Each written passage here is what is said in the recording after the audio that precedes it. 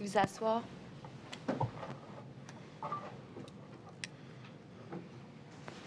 Alors, Madame Savoie, on va reprendre avec une présentation au 9 décembre 2014. C'est une pièce qui n'a pas été produite à ce jour. Madame la greffière, je pense qu'on était rendu à 35 P204. 204. Merci.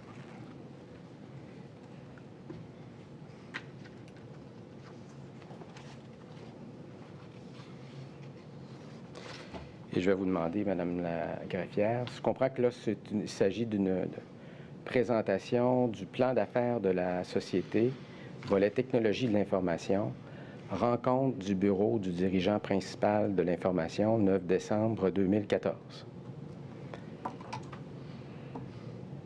Le bureau du dirigeant principal d'information, Madame Savoie, savez-vous à quoi on réfère ici? Non. Non. Je vous suggère qu'il s'agit du bureau principal d'information qui se trouve, du dirigeant principal qui se trouve, dans le fond, au sein du secrétariat du Conseil du Trésor, à l'époque où, évidemment, où il assumait la vigie du volet technologique gouvernemental. Je veux attirer votre attention à cette présentation pour certains volets, et surtout quant à son contenu, sur le volet technologique, évidemment. Je vous demande, Madame la greffière adjointe, de prendre la page 12 de la présentation.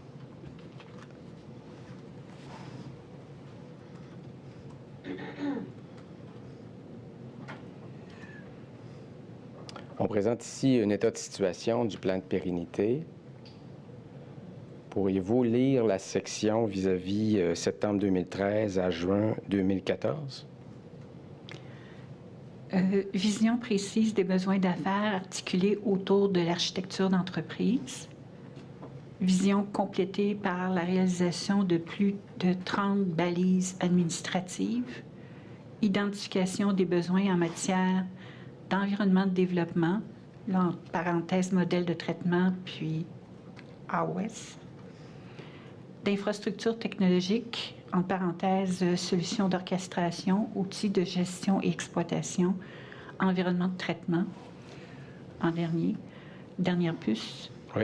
Avis d'intérêt pour un logiciel financier, demande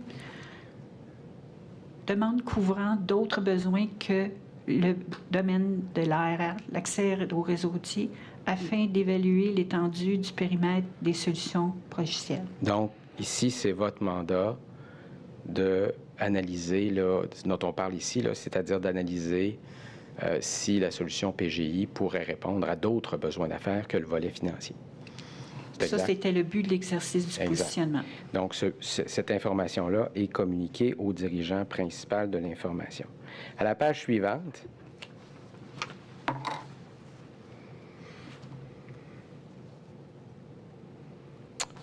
on retrouve une description du positionnement PGI et pourriez-vous lire le texte qui est sous le titre « Ce n'est pas, c'est ». Le but de cet exercice n'est pas la sélection d'un PGI spécifique, mais bien de comprendre la portée, la part potentielle et les impacts d'acquérir et d'exploiter ce type de solution. Et ma compréhension, c'est que votre mandat n'est pas de choisir le PGI, mais bien d'identifier comment le PGI, un PGI en général, pourrait répondre aux besoins de la société. C'est exact? Oui. Et je comprends que, pour plus de facilité, vous avez adressé certaines questions à SAP qui se trouvaient déjà sur place, là, qui étaient déjà utilisées par la société.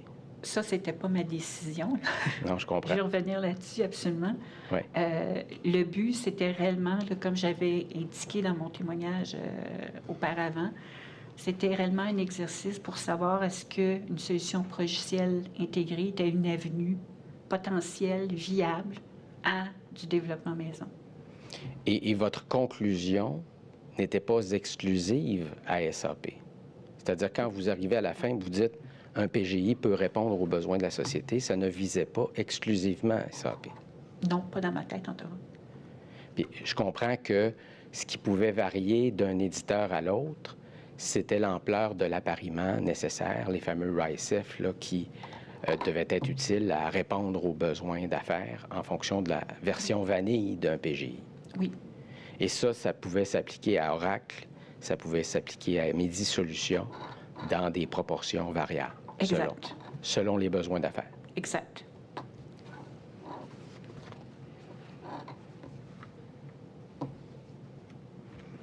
Je vais maintenant vous demander de prendre la présentation du 16 décembre 2014, soit la pièce 35P 146.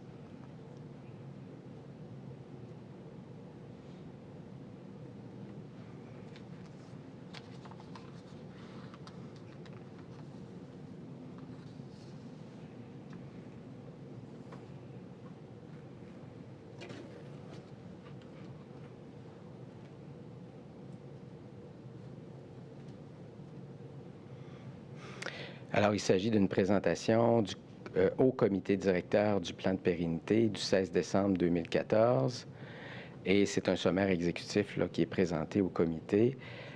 On va aller voir en page 7 du document.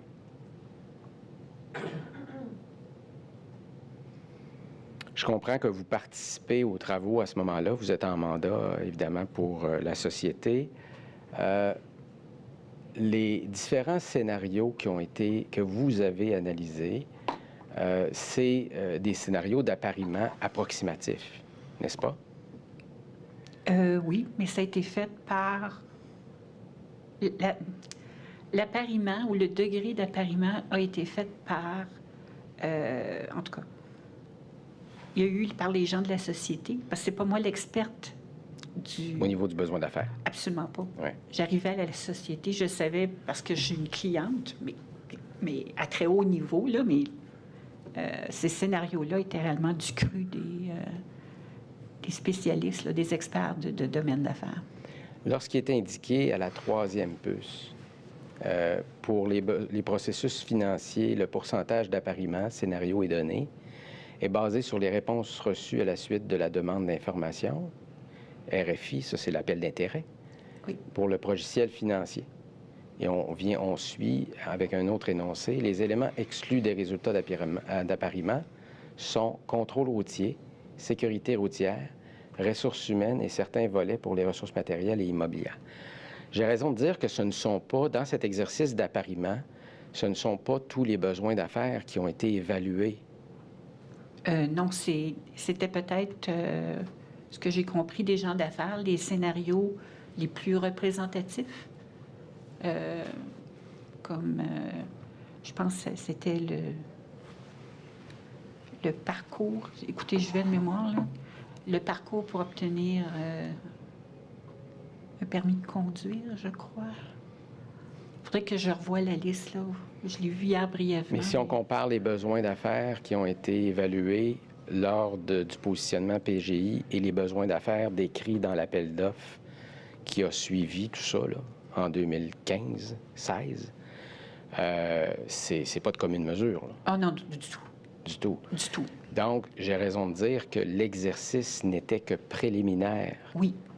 Et parcellaire, parce que c'est pas tous les besoins d'affaires qui ont été exposés à SAP et aux autres éditeurs. Exactement.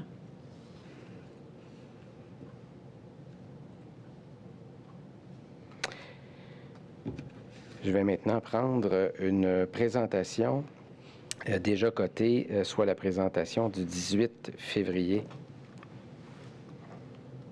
2015, qui est cotée 35P 150.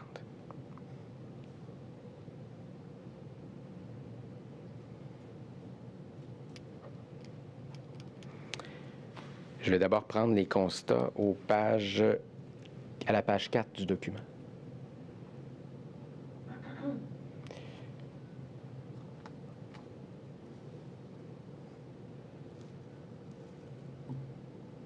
Donc, on note comme premier constat en haut, là, dans l'encadré bleu, l'avis d'intérêt couvrant le volet financier a suscité un questionnement. Est-ce que l'utilisation d'un PGI pourrait répondre d'une façon significative aux besoins du plan de pérennité? C'est la question dont on a parlé plus tôt. Et il y a différents constats qui sont dressés.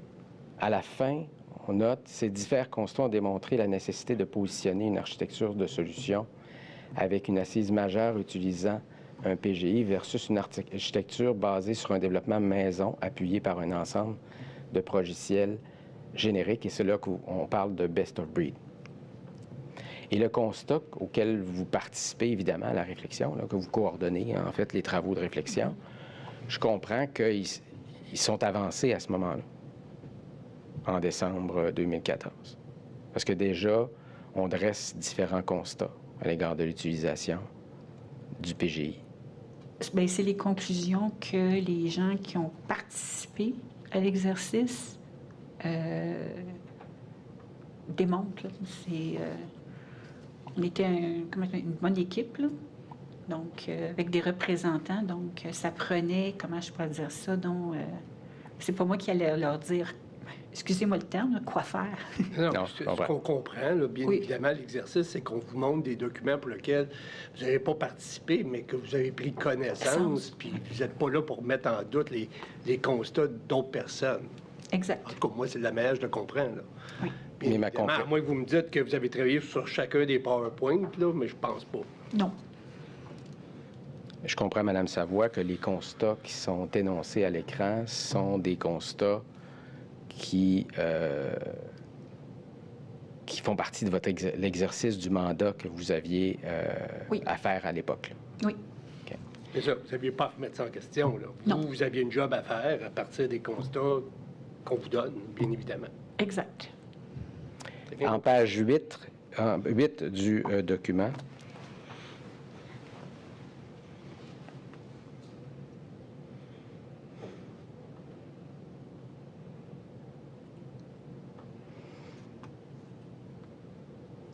je comprends que ici, là, on parle d'autres constats. Est-ce que c'est les constats auxquels vous-même vous arrivez avec le groupe d'experts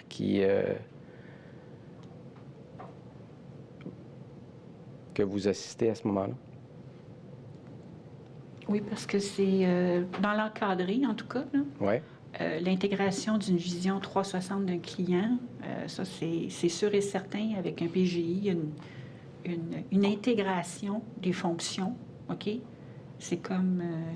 donc, oui, puis profiter aussi du marché, des meilleures pratiques. Oui, ça fait partie des qualités d'une bonne solution logicielle.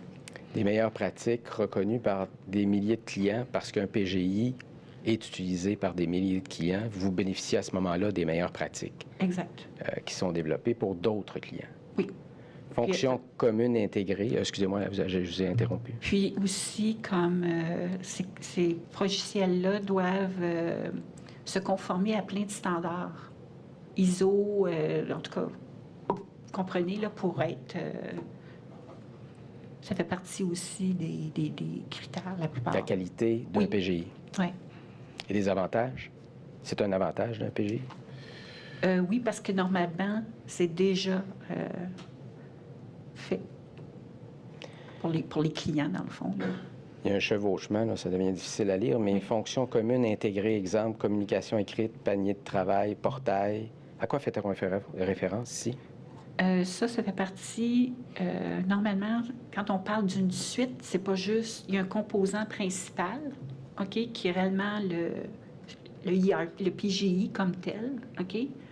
Ça, c'est comme la centrale, mais normalement, ces suites-là viennent avec peut-être une série de composants intégrés par l'éditeur, certifiés par l'éditeur au niveau de l'intégration, OK? Je pense, entre autres, les communications écrites. Ça ne fait pas partie du PGI comme tel, mais c'est fortement intégré. Puis l'intégrateur et l'éditeur qui est certifié assurent l'intégration et l'évolution dans le temps pour assurer cette intégration-là. Et à droite, là, on a évidemment un volet financier éprouvé. À quoi fait-on référence ici? Bien, des solutions PGI sur le marché au niveau financier encore là, c'est peut-être ce qu'il y a de plus commun internationalement au niveau avec des normes et ces PGI-là, c'est normalement les fins, tu sais, tout ce qui est récurrent, là, les fins de mois, les grands livres, les chartes comptables, puis tout ce qui doivent se conformer. Donc, normalement, c'est le pain et le beurre de tous les organismes. Bien, le pain et le beurre. Je pense que vous me comprenez. Là, ça Tout à prend fait. ça. Puis ce que je comprends également de votre témoignage, je le vois encore plus large, c'est-à-dire que ces avantages-là sont propres à des PGI, pas uniquement à la solution SAP, mais ça peut être Oracle, ça peut être les autres compagnies dont vous avez fait mention. Là. Oui. Bien, pour compétitionner, oui. Tout à fait. Oui. Et le prochain énoncé est intéressant, ça revient à ce qu'on disait tout à l'heure, là, la valeur du niveau d'appariement apporté aux fonctions spécifiques de l'accès au réseau routier fut difficile à établir compte tenu de la connaissance théorique du produit et la portée limitée des travaux réalisés. Qu'est-ce qu'on veut dire ici? Bien, on avait des scénarios, là, je pense 3 sur 5 ou 4 sur 5 pour l'accès au réseau routier, mais c'est pas... C'est un domaine, il n'y a pas de verticale pour ce genre d'industrie-là, OK? C'est pas comme une compagnie d'assurance, mais remarquez que des bureaux qui administrent les matriculations, puis les permis, vous n'avez à travers le monde. Bien, c'est ça, ce que je dis toujours. C'est ça. Mais la société se distingue parce que c'est une compagnie d'assurance. Elle a plusieurs lignes d'affaires. Hein. Mais beaucoup de témoins sont venus me dire avant vous que la L1, malgré peut-être certains ratés, c'est assez facile, c'est le back-office. Oui. Je ne me souviens plus de la terminologie française. C'est ça, parfait. Oui. Alors ça va bien. Puis également, comme la société d'assurance, et son nom le comporte, ils sont dans l'assurance, et les PGI à travers le monde, bien, je veux dire, peuvent aider les compagnies d'assurance, puis sont comme assez habitués. Ce que je comprends de votre témoignage, je comprends des témoignages antérieurs, ce qui était plus complexe à développer, c'était vraiment la L2, puis c'est ce qu'on appelle, excusez-moi encore l'anglicisme, le core business de la société. Là. C'est-à-dire immatriculation, etc., etc. Là. Oui. Vous pouvez penser comme pour payer votre police d'assurance, qui est pour l'indemnisation, c'est la gestion de l'immatriculation et du permis, où vous avez toujours la portion pour l'indemnisation. Mais c'est plus que ça, là. C'est beaucoup plus que ça, là. C'est le remisage de véhicules, c'est la gestion quotidienne de tout ce qu'une... Je parle juste du lien entre gérer le volet assurance. Ça, je vous suis là-dessus. OK?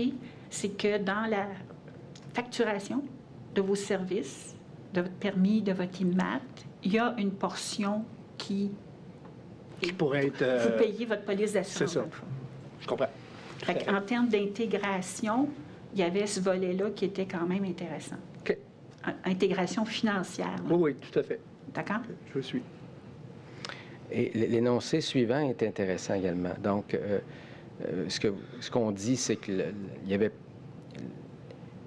l'accès au réseau routier a été, et l'arrimage nécessaire, l'appariement nécessaire pour couvrir les besoins de l'accès au réseau routier était difficile en raison de l'ampleur, évidemment, de la tâche à accomplir, puis de la portée limitée du mandat. Elle fut établie de façon prudente. Pour ce point, le constat de l'éditeur est plus optimiste que le nôtre. Ça veut dire que vous anticipiez quand même beaucoup de développement pour répondre à ce besoin d'affaires, qui est l'accès au réseau routier. Tout système qui est basé sur des lois et réglementations. Je peux vous dire, là, j'ai fait d'autres projets. Il n'y a pas... C'est du développement. Ça, on ne se le cache pas, là. Puis l'idée là-dedans, c'était de savoir, dans le coffre à outils d'un PGI, OK? Parce que c'est normal, quand vous implantez un PGI, c'est normal d'avoir des écarts. Que ce soit pour intégrer, faire des échanges avec d'autres partenaires, l'échange de données, d'accord? Ou la spécificité, il y a toujours, dans un PGI, il prévoit toujours ce qu'on appelle, là, je vais employer un terme technique, là, un user exit, OK, peu importe la solution, où vous pouvez insérer du code avec vos propres règles d'affaires. OK, ils sont bâtis comme ça parce que c'est ça qui va comme, comment je peux dire, réduire l'écart entre le besoin et le paramétrage que vous êtes capable de faire. Ça va jusqu'à une certaine distance, mais particulièrement quand vous avez des lois et réglementations. Donc, la portion développement, c'est de savoir, dans son coffre à outils, est-ce que, au lieu de partir d'une plateforme de développement, partir de zéro pour ça, j'ai quand même une base où j'ai du paramétrage, des objets de base, comme tout ce qui est facturation, bien, ces logiciels-là, ils facturent n'importe quoi, là, avec des engins prix, etc. OK? Fait qu'il y a, c'est cette combinaison-là, OK, d'appliquer une réglementation, parce que quand vous adhérez au service d'avoir un permis ou une immatriculation, c'est pas comme acheter 3 paires de bas, n'est-ce pas, avec un code barre, puis... c'est ça. Donc, il y a d'autres conditions, puis ça va... c'est basé sur une application de loi. Fait que c'est là qu'on vient greffer des règles d'affaires. Puis ça, c'est au niveau des spécifications quand on est en termes de conception et réalisation. J'espère que j'ai été claire. Oui, puis si jamais, après m'être appris, j'ai peut-être des petites questions à vous poser, Géry, et je vais profiter de votre expérience technique pour vous poser des questions. Fait que les lois et règlements, c'est sûr que vous êtes en écart. Parce que c'est spécifique au contexte légal du Québec. Puis... Donc, autrement dit, le nombre... Je vais me risquer tout de suite. Effectivement, c'est spécifique. Il faut vraiment développer. Il y a un coût à ça. On a demandé à votre collègue avant ça. Vous n'êtes aucunement responsable de ce qui est écrit dans le CT en 2015. C'est vraiment pas vous. Mais avec l'expertise que vous avez, quand on met des chiffres, de développer quelque chose d'aussi spécifique à 125 millions un contrat, êtes-vous d'accord avec moi que ça n'a mauditement pas d'allure, là? Avec la spécificité du Québec, puis ce que vous connaissez du domaine, là, que ce soit en PGI ou que ce soit d'une autre manière, là. C'est pas vous qui les avez écrits, ces chiffres-là. Moi, je pose la question. Je vous ai devant moi, là. C'est qu'il y a deux volets, OK? Il y a le volet estimation, mais il y a le volet réalisation. OK? Fait que... Puis le volet réalisation, c'est là que vous avez le plus d'éléments... comment je pourrais dire ça, non? Tu sais... les compétences, est-ce que l'information est là, le déroulement, chacune des décisions que vous prenez. C'est dans l'exécution souvent que l'estimation, oui, mais c'est là qu'il faut que vous prévoyiez une marge de manœuvre. OK? Quand vous estimez toujours pour anticiper les efforts, les coûts, mais vous avez toujours aussi le pendant, c'est comment vous l'exécutez. Fait qu'il y a toujours deux volets à regarder. Est-ce que j'ai des bons barèmes? Est-ce que j'ai d'informations? Puis d'un autre côté, peut-être que les estimations étaient bonnes si les conditions étaient idéales de l'autre côté au niveau de la réalisation. Mais quand je dis déjà en début 2015, quand je dis que, y compris les ressources internes de la SAC, je vais être à 200 millions pour une période de 10 ans, puis avec ce que vous me dites ce matin, on a un problème, là.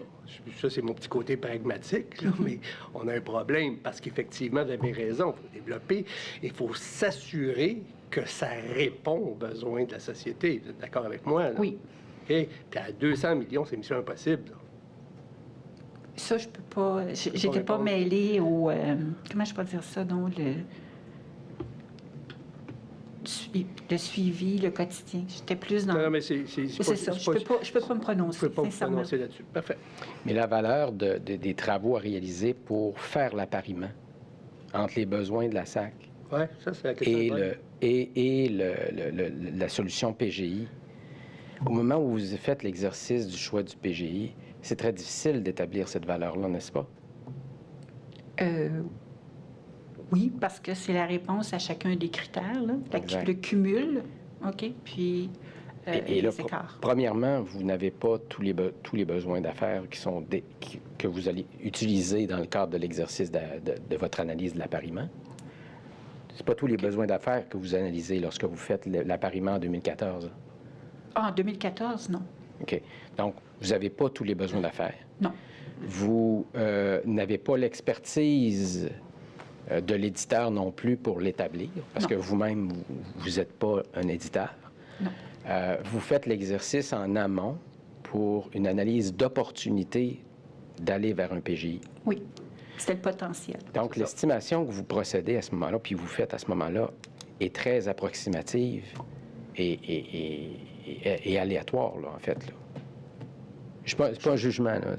Je vous dis juste que c'est imprécis comme estimation. Je pense qu'ils se sont fiés sur ce qu'ils avaient évalué pour le projet de pérennité, là. J'ai raison de dire également que dans les étapes qui vont suivre, la SAC va s'attendre à ce que l'éditeur lui dise combien ça va coûter dans l'exercice là, de l'appel d'offres. Là. Oui. Et C'est intéressant ce que vous avez dit, parce que dans le projet de pérennité, ils avaient estimé le montant de façon supérieure à 200 000. Je pense que j'étais à 300 000 quelques, là, si je retourne dans mes notes. Alors, bien évidemment, ça représentait un petit peu plus la réalité, là. J'imagine, parce que vous avez Mais je ne peux pas juger si Pérennité avait fait le tour. J'ai pas regardé, puis j'ai pas assez de connaissances pour ça. Plus que Maître Laprésie, on n'est pas dans le reproche, là. On veut juste savoir. Non, mais je vous On veut dis... juste savoir. Je vous dis... OK, bien, c'est très honnête de votre part de dire. Parfait. Mais le plan de pérennité, c'était sur une autre hypothèse de développement maison. Tout à fait. Bon, OK. c'est ça. Donc, là, ce qu'on envisage, c'est un positionnement PGI. Vous évaluez qu'une partie des besoins et vous faites une estimation d'ampleur de l'appariement nécessaire. C'est ce que je comprends de votre mandat. C'est les experts. Je reviens parce que je n'étais pas en mesure de juger. C'était leur domaine d'affaires. Fait que c'était à eux à déterminer ça. Moi, j'encadrais l'exercice, mais je n'ai pas, parce que c'était eux qui connaissaient. Moi, j'arrivais à la SAC, là. Tout à fait. Fait que Tout à fait. j'avais Vous faites des partie du experts. casse-tête, madame. Vous Oui. faites partie du casse-tête. Il y a d'autres personnes qui... On va interroger d'autres personnes. Sentez-vous bien à l'aise. Vous n'êtes pas À la capable page- de répondre, vos réponses sont bonnes. Toujours à la présentation 35P 150 du 18 février 2015, j'aimerais reprendre la page suivante.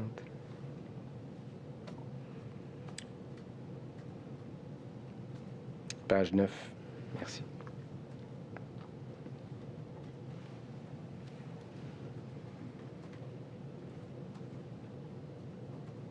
Donc, l'idée derrière le choix du PGI, c'était d'avoir un système complet qui répondait à tous les besoins d'affaires. On parle d'une intégration de facto de plusieurs composantes fonctionnelles et techniques avec un support assuré par l'éditeur. Donc, ça fait partie des avantages, ça, d'un PGI, Oui, que le parce support que est assuré par l'éditeur. l'éditeur est responsable d'assurer l'intégration de ses composants. Ça va. On va aller maintenant à la présentation du 3 mars 2015, qui est déjà produite sous 34P 140.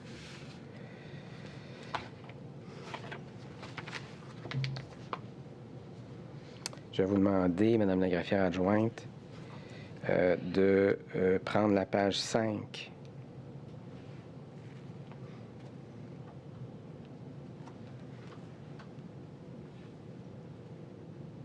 De la présentation, évidemment.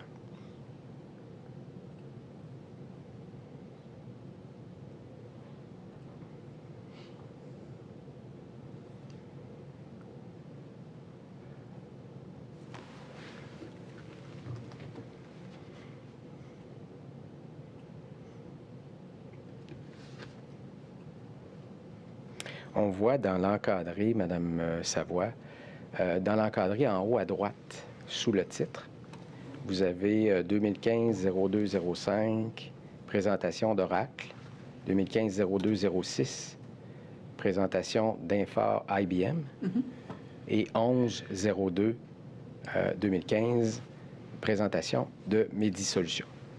Ça, c'est des présentations auxquelles vous avez participé? Auquel j'ai assisté, oui. Vous avez assisté? Oui. Et l'objectif de ces présentations, c'était lequel? Bien, c'était justement compléter avec les entreprises qui avaient répondu à l'avis d'intérêt, OK? De faire l'exercice au niveau d'appariement des besoins pour les mêmes scénarios qui ont Comme été faits. celui qui a été fait avec SAP Exact. dans les mois qui ont précédé. Tout à fait. Et c'est suite à ces présentations que le conseil d'administration a pris le positionnement vers un PGI, si ma compréhension est bonne. C'est pas votre connaissance? Moi, on a compilé les résultats. Maintenant, Et est-ce que à qui vous avez transmis ces résultats par la suite? ça, c'était présenté. Si vous continuez, je pense qu'on a vu tous les résultats là, pour chacun des... c'est un rapport, là, donc qui était utilisé par de qui de droit là, pour... Vous avez, et je vais terminer là-dessus, vous avez entendu, Madame Savoie, qu'on a, on a induit ou on a indiqué devant la commission, déjà d'autres témoins ont indiqué que vous aviez des liens avec Karl Malenfant avant votre arrivée à la SAC. Si je vous suggère que ces liens ne sont que professionnels, est-ce que c'est exact? Oui. Donc, vous n'entretenez pas de relation personnelle avec M. Karl Malenfant? C'était une relation professionnelle, mais amicale en même temps, là, parce qu'on se connaît de longue date. De longue là. date? Oui. OK. Sans plus. Merci. Merci. Ben, j'étais proche de l'heure, hein. Mais je suis intervenu. À votre décharge, je suis coupable à 25 même. Maître Anger, des questions réinterrogatoires? Non. Parfait. Madame, j'ai quelques petites questions pour vous. Service Conseil Intégrant Inc., ça, c'est votre société? Oui. Vous êtes l'unique propriétaire de l'entreprise? Oui, tout à fait. Vous des employés? Non. Pas d'employés? du Non, tout? mon but n'est pas de fonder. OK. Ça a été fondé quand, cette entreprise-là?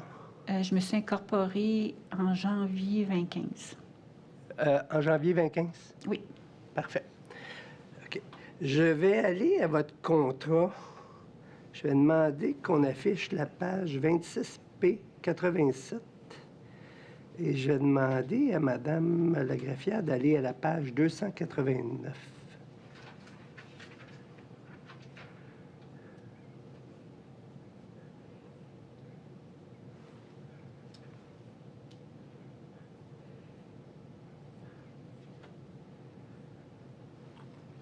OK. C'est la déclaration d'intérêt. Puis encore là, voyez pas dans mes questions là, un reproche. Là, moi, j'ai des recommandations à faire ultimement. Là, que je veux voir si des annexes comme ça, c'est assez robuste là, quand on fait affaire avec une société d'État. Article 4 de l'annexe B. Parfait. L'annexe B. Je comprends que je ne pourrai déposer de soumission en vue de l'obtention des autres appels d'offres qui seront publiés dans le cadre du processus de choix d'une suite de logiciels de gestion intégrée et de services professionnels d'intégration, ni obtenir aucun contrat en lien avec ces travaux pour la durée prévue du lien liant Service Conseil Intégrant Inc. et la société et les 2 années suivantes. OK? Oui. Là, je comprends qu'actuellement, vous êtes chez AGS. Oui. OK? À titre de salarié? Non. Sous-contractant? Sous-contractante, monsieur. Donc, vous chargez, est-ce que c'est Service Conseil Intégrant qui charge à AGS Oui. vos honoraires? Tout à fait. Probablement sensiblement aux mêmes conditions que vous aviez avec la société? Le même taux. Le même taux. Avant de faire ça, est-ce que vous avez obtenu une opinion du ROC, de la société, en disant, écoutez, je m'en vais, mon contrat est terminé avec vous, puis je m'en vais aux mêmes conditions, je m'en vais travailler pour l'intégrateur? Quand c'est arrivé, Oui. je ne sais pas si vous vous souvenez, on était en 2021 Oui. avec le COVID, les couvre-feux, etc. Puis, je dois avouer que cette annexe-là, OK, je ne l'avais pas en mémoire, là, ça faisait 6 ans. Puis, je ne suis pas comme une entreprise avec, comment je peux dire ça, donc, plusieurs personnes qui peuvent surveiller ces éléments-là. Fait que j'ai accepté, j'ai pas fait de sollicitation, mais j'ai accepté une offre. OK. Vous avez pris l'offre. Ça, je veux dire, mais moi, ce que je veux savoir, c'est de l'autre côté, c'est-à-dire de la SAAQ. OK? Oui. La SAAQ vous fait un contrat avec vous, Oui. Fait des avenants au contrat, il y a Exact. une annexe qu'elle vous demande de signer. Et Oui. je veux savoir, c'est votre passage à LGS. Comment ça a été perçu à la SAAQ? Avez-vous été rencontré par des gens de la SAAQ pour vous dire, hey, vous, excusez-moi, je vais vous appeler Louise, Oui, mais vous, Louise, je vous rappelle le paragraphe 4 de votre... J'ai pas eu aucune... Parce que normalement, tu sais, en réfléchissant, là, Ouais. j'avais une carte d'accès, j'avais un portable fourni par la société.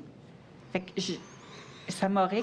Moi, je vais dire ça, donc j'aurais cliqué, là. Je sais pas si j'avais reçu une communication, dire voici surtout en tant que COVID, puis tous les protocoles, d'aller porter ma carte d'accès et le portable.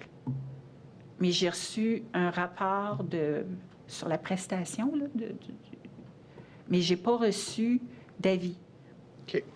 Même si vous êtes une compagnie, techniquement, bon, là, vous êtes plus sous contrat avec la SAQ, vous êtes sous contrat avec LGS, mais vous faites toujours partie de l'équipe projet, là. Oui, Donc, il n'y a pas eu de bris dans ce que je faisais. Il n'y a pas eu de bris, puis vous vous rapportez à qui est au-dessus de vous, là, en termes... Je faisais partie de l'équipe d'architecture. J'étais OK. un membre de l'équipe d'architecture. Tout à fait. Mais moi, je veux des noms, là. Je veux d'abord qui, là, dans l'équipe, là, de 2021, là, à aujourd'hui, là, faites affaire, est-ce que vous faites affaire avec Yves Frenette, Carl Malenfant, Madame Non. Pudesbeu, personne de ces gens-là? Plus bas dans la... Oui. OK. Puis dans la structure de projet, là, il faudrait que je revoie, il y a eu des changements. OK. C'était quelqu'un qui était en charge de l'équipe, c'est quelqu'un de l'Alliance qui était en charge de l'équipe. Maintenant, il faudrait peut-être voir la personne signataire des feuilles de temps, je ne sais pas. Il faudrait que je regarde. Puis le tout s'est transformé, là, quand on a fini livraison 2, là, c'était sous gestionnaire de la SAC. Oui. Mais durant le projet... OK, parfait. Donc, si je retiens, c'est que, bon, vous, COVID, etc., vous partez, puis bon, l'article 4 là, de l'annexe, là, c'est loin, vous y pensez pas, mais je comprends que personne à la SAC qui a levé un drapeau là-dessus. Non, bien, Possiblement qu'il y a eu un problème. c'est comme je suis passée entre les cracks. Puis je reconnais que j'avais ma part de responsabilité. Texte Là, tout mais... tango qu'on dit dans la vie. Pardon? Ça prend deux pour danser le tango quand on dit dans la vie. Bien, c'est ça. Mais... Parfait. Alors, je vais être... J'arrête la cueillette factuelle. Je vous remercie pour votre témoignage. Maintenant, je suis dans une phase un petit peu plus, là, je pense à mes recommandations. Est-ce qu'il y a quelque chose qui vous vient en tête? Sinon, comme je dis, je ne veux pas vous prendre au dépourvu, mais justement pour aider la commission dans ses travaux, son rapport. Je le dis à tout le monde, il y a une phase de fait, on regarde ce qui s'est passé, maintenant, on va de l'avant, qu'est-ce qu'on fait? Je ne sais pas si vous avez eu le temps d'y penser, sinon, vous pouvez toujours, on l'offre toujours, passer via votre procureur parce que vous êtes représenté. Ça, j'y tiens mordicus, ça passe par votre procureur qui va l'envoyer au procureur de la SAC, son vis-à-vis va être maître Anger, et nous, après ça, on va s'assurer que toutes les parties aient une copie. Si jamais vous le décidez, c'est pas une ordre, c'est pas une demande. Là, je vous l'offre. Bien, merci de me l'offrir. Mais sur le coup, comme ça, je peux... C'est parfait. Je reste à vous remercier. Merci. Merci. Merci, Mike. Bonne journée. Alors, on va prendre la pause du matin avant de passer au changement de décor. Bonne journée. 20 minutes de pause. Veuillez vous lever pour 20 minutes de pause.